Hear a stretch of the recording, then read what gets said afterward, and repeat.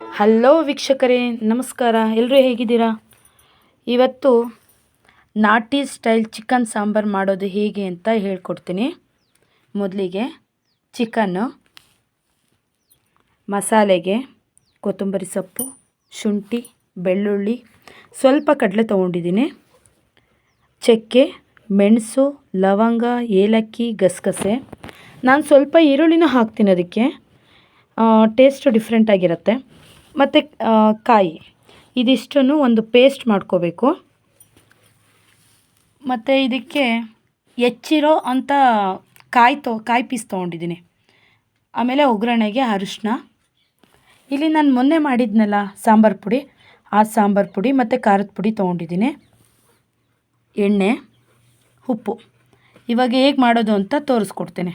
ನಾಟಿ ಕೋಳಿ ಸಾಂಬಾರಿಗೆ ನಮ್ಮ ತಾಯಿ ಮನೇಲಿ ನಾನು ಒಳಕಲ್ಲಲ್ಲಿ ರುಬ್ಬಿಟ್ಟು ಮಾಡೋದು, ತುಂಬ ಟೇಸ್ಟಿಯಾಗಿರುತ್ತೆ.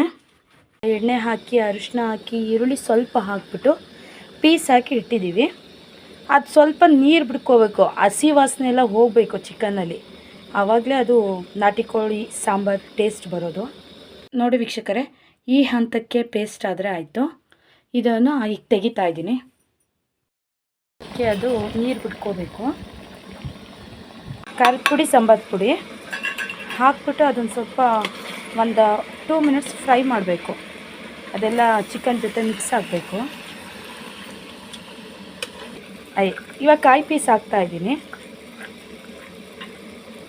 ಅದು ಕೂಡ ಅದು ಮಸಾಲೆ ಜೊತೆ ಸ್ವಲ್ಪ ಫ್ರೈ ಆಗಲಿ ಅಂತ.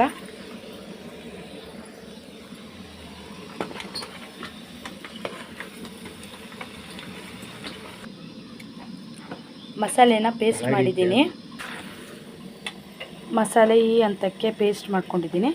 ಈಗ ಇದನ್ನು ಹಾಕ್ತಾಯಿದ್ದೀನಿ.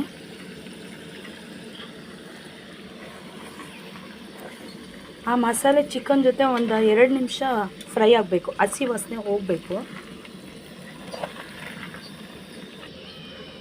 ನೋಡಿ, ಈ ಹಂತಕ್ಕೆ ಮಾಡ್ಕೊಂಡಿದ್ದೀವಿ. ನೀರು ನಿಮಗೆ ಎಷ್ಟು ತೆಳು ಬೇಕು, ಗಟ್ಟಿ ಬೇಕು ಅನ್ನೋದ್ರ ಮೇಲೆ ನೀವು ನೀರು ಹಾಕ್ಕೊಳ್ಳಿ. ಇವಾಗ ಕುಕ್ಕರ್ ಲಿಡ್ಡು ಕ್ಲೋಸ್ ಮಾಡಿ 3ರಿಂದ 4 ವಿಷಲ್ ಬರೆಸ್ಕೊತೀನಿ.